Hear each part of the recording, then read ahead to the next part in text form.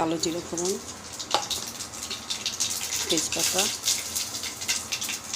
দেখতেই পাচ্ছ বন্ধুরা।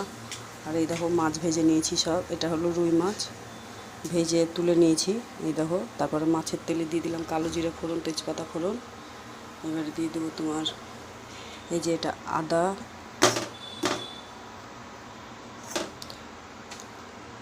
রসুন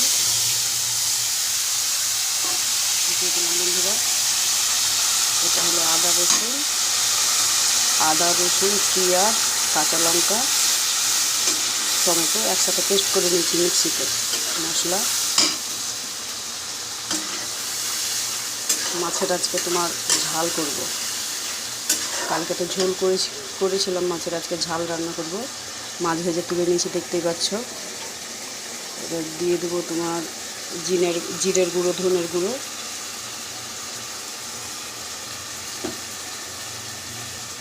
দিয়ে দিলাম বন্ধুরা হলুদ গুঁড়ো,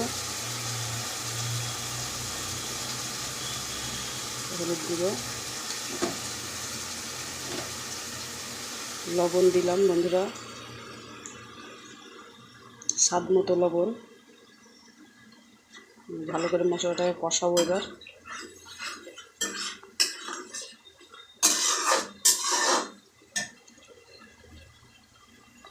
ভালো করে কষিয়ে নেওয়ার পরে তোমার জল দেবো।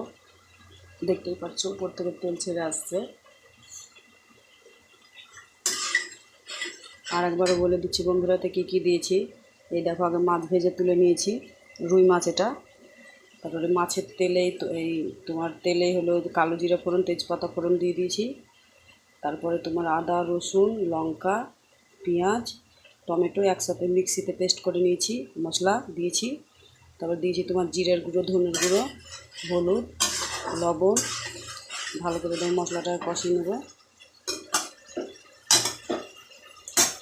কষিয়ে নেওয়ার পরে তোমার জল দেবো। ইন্ডাকশানে জল গরম বসিয়েছি, কারণ আমি মাংসতে বেশিরভাগ গরম জলটাই ব্যবহার করি। কারণ তাহলে পরে তোমার মাছ কিংবা মাংসটা না মানে সিটা টাইপের হবে না। তো দেখতেই পাচ্ছ মশলাটা কী সুন্দর স্মাইল হয়েছে একটা, কারণ তেল ছেড়ে গেছে দেখতে পাচ্ছ। তো ভালো করে কষিয়ে নেব, তারপরে তোমার জল দেবো।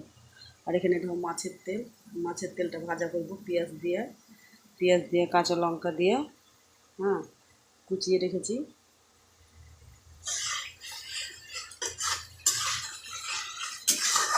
আমার ভাত ডাল ধরো হয়ে গেছে।